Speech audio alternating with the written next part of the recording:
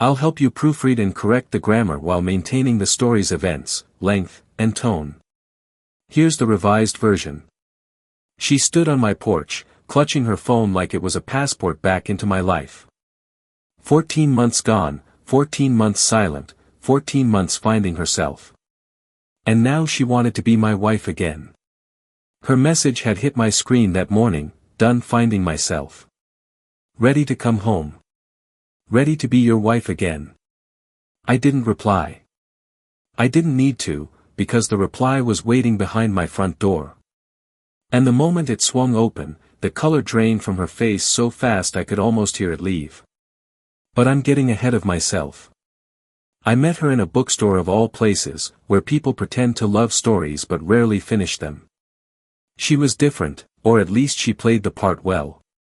Laugh too soft, eyes too bright, touch too warm. She made me feel like I'd stepped into a life already waiting for me. We built routines, late-night drives, shared playlists, whispered plans. We built trust like fools do, slowly, blindly, beautifully. And then she asked me to marry her, not in words, but in behavior, in presence, in the way she said, us, like it was inevitable. I believed her. That's the part that still tastes like metal in my mouth. It started small. A sudden love for solo time. A phone always face down. A laugh sharp and unfamiliar when she texted someone she never named. Then came the nights she didn't come home. The excuses too polished, too ready. But betrayal doesn't walk in loud. It tiptoes. It tests the floorboards. It waits to see if you'll hear. And I did, when her phone lit up beside me at 3 a.m., you always make me forget him. I didn't react, not even a blink. I simply let the truth finish unraveling itself. People expect rage, breakdown, screaming. I gave her none of that. I gave her breakfast the next morning. Coffee perfectly timed, a kiss on the cheek she didn't deserve. And while she smiled, thinking she'd fooled me, I catalogued my next moves. Step 1, move money she didn't know existed. Step 2, reroute everything she thought she controlled. Step 3, quietly meet with a lawyer. Step 4, gather evidence, screenshots, timestamps, messages, her entire digital shadow. I didn't confront her. I didn't warn her.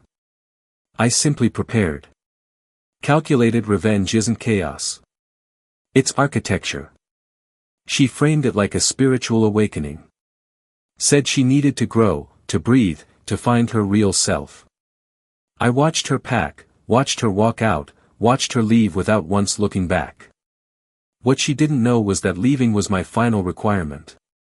Voluntary abandonment. In the eyes of the court, that's a powerful thing. She walked away with a suitcase. I walked away with a clean legal victory waiting to happen. For 14 months, she traveled, partied, floated. For 14 months, I rebuilt my life from the bones up. And finally, after more than a year, she sent that message. Ready to be my wife again. Ready to return to the home she thought I'd keep warm for her.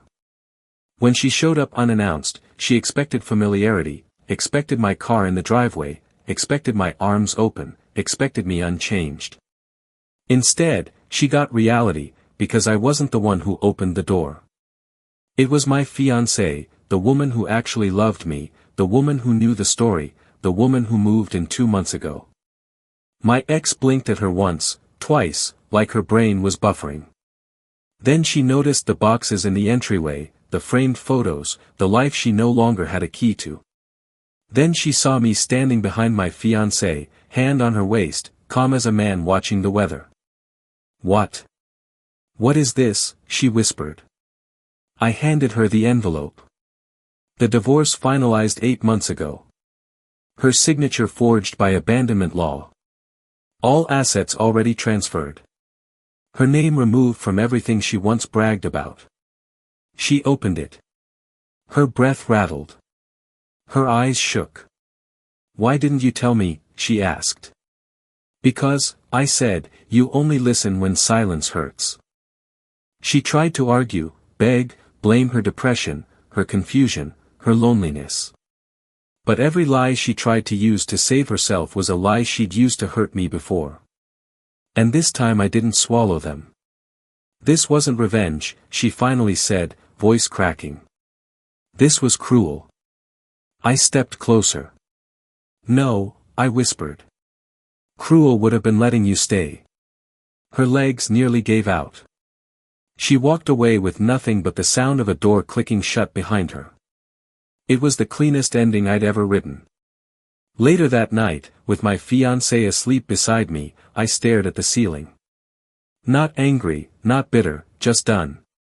Some people want apologies. Some want closure. I wanted distance. And distance, I learned, is the sharpest weapon of all. 14 months she spent finding herself. Turns out, so did I. Only difference is I never went looking for who I used to be. I built someone new.